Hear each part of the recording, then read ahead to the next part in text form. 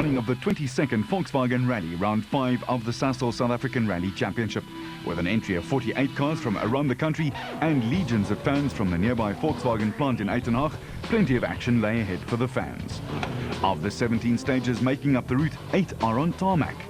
3 night stages will give cars and drivers a stern test of endurance and durability while entertaining the homeward fans. The meat of the rally is held in the Longmore Forest complex, some 80 kilometers from the friendly city.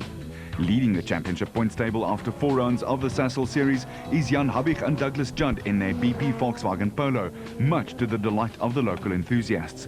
Habich has been consistent all year, scoring 3 second places, but a win still eludes them. With 3 consecutive victories to their credit, the factory Castrol Toyota pairing of the current champions Serge Damso and Robert Paisley are just 5 points behind the VW team, with Enzo Keane and Guy Hodgson 20 points further back. Their win on the opening round in Natal just a distant memory. The situation going into the Volkswagen Rally.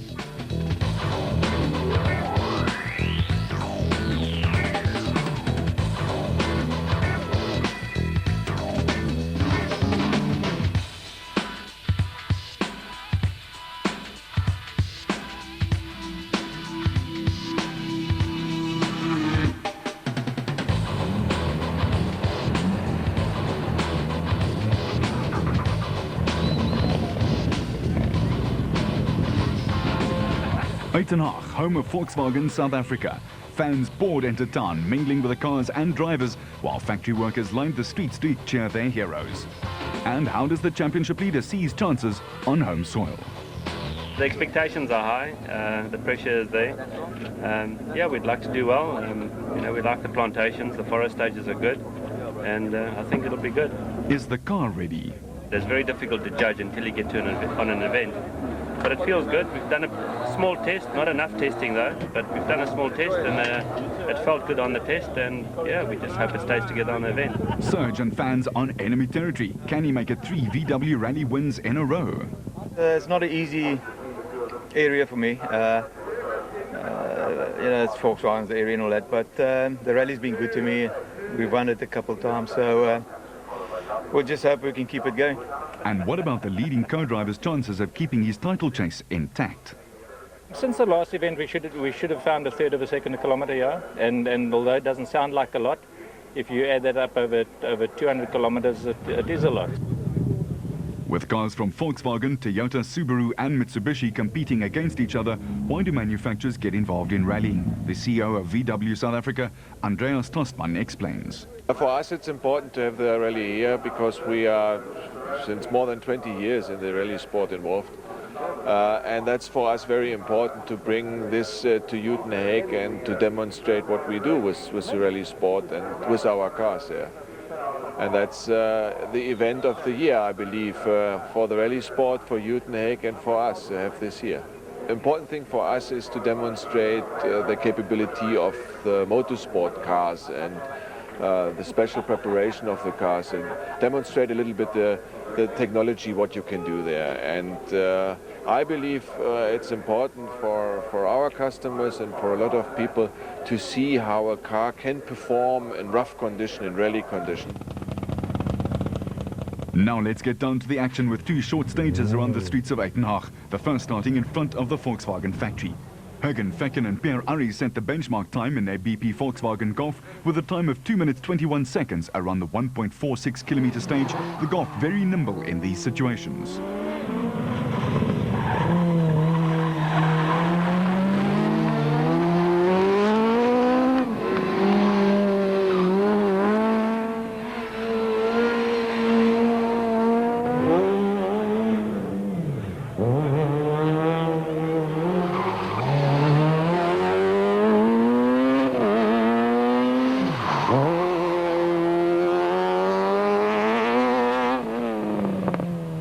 The more powerful 4-wheel drive Super 2000 VW Polo should in theory be quicker than the Golf.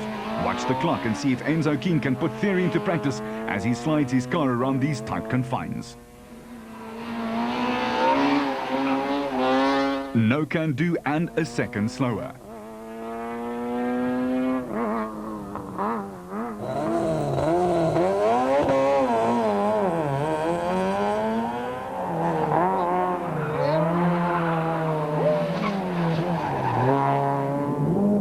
got the triple winners this year. Serge is his usual smooth soft, knowing how these star stages put an extra strain on the cars.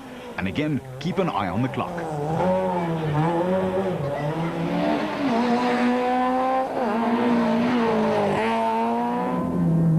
Serge couldn't match Enzo's time and couldn't beat the Golf either.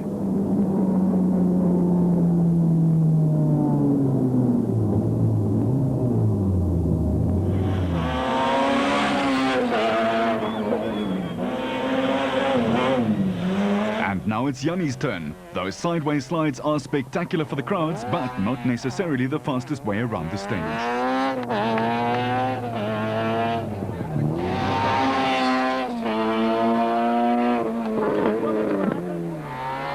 There's the finish.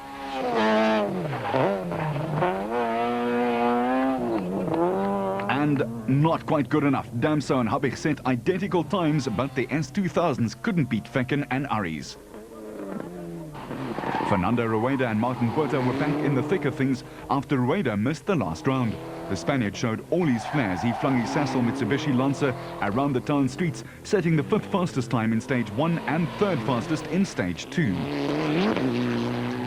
Class A7, the top front-wheel drive class, promised a real bun fight between the Castrol Toyota of Charles Wilken and Robin Houghton and the Total Toyota of JP Damso and Kobus Frey.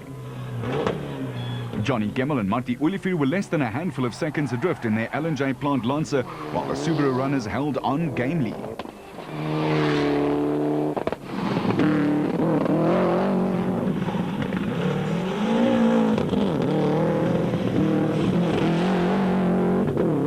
Etienne Lawrence and Andre Vermeulen, it was to be another disastrous event, their 5th retirement in a season from hell. The engine just went on this last corner. I can't really tell. We did testing on Sunday, it was fine, everything was hunky-dory.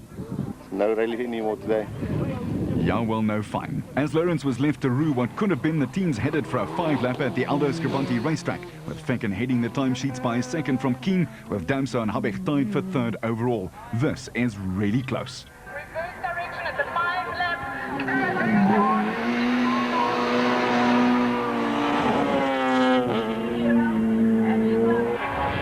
With rally cars running tarmac specification tyres as opposed to full racing slicks, the cars are a handful around the sweeping coastal circuit. Habig and Judd beat their teammates by a second, with Damso a further 2 seconds back after lifting off for his off-road moment. Which means that it has excellent...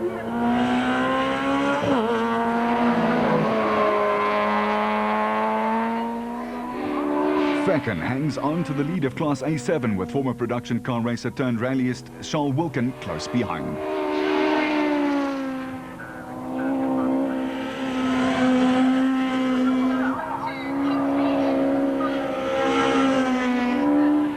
JP Damso down in 9th place after his 5-lapper, unable to find his rhythm in the early stages.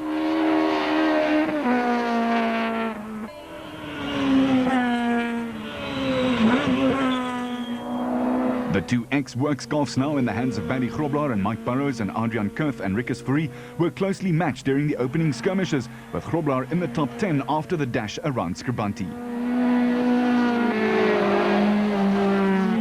Class A6 sees a resurgent Skalkburger and Wimpy van Ginnen ahead of Craig Trott and John Costa, both in near-identical Toyota Corollas.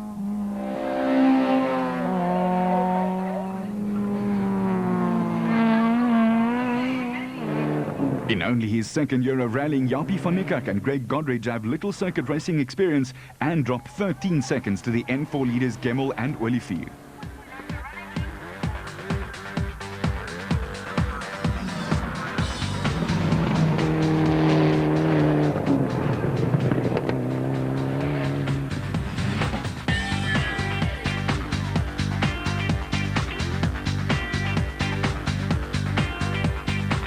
With 3 of the Mickey Mouse stages out of the way, the leaderboard has some interesting names up at the top.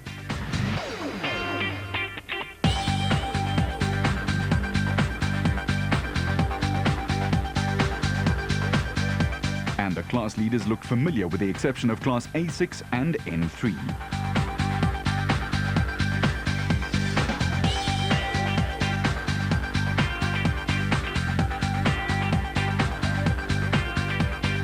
Back stuck in Port Elizabeth for the first run of the 990-metre Kings Beach stage, hated by drivers but loved by the spectators who come out in force to watch in their lunch break. It's easy to lose the rally in a stage like this, and the drivers have to find the balance between speed and keeping the car off the curb. Enzo Keen claimed another stage win 2 seconds quicker than Serge Damso could muster. Richard Bem and Grant Sinclair powered their Sasol Mitsubishi Lancer to the second fastest time, equaling the time set by the Polo crew.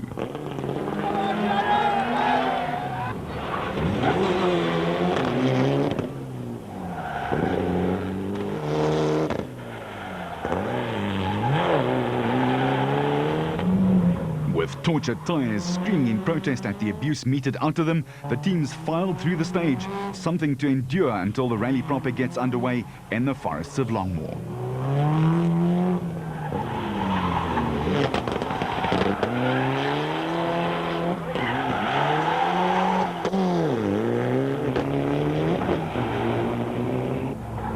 Further down the field, the Mitsubishi Subaru fight was represented by Paul Pfeiffer in his Evo 6 and Jacques Buerta in his WRX.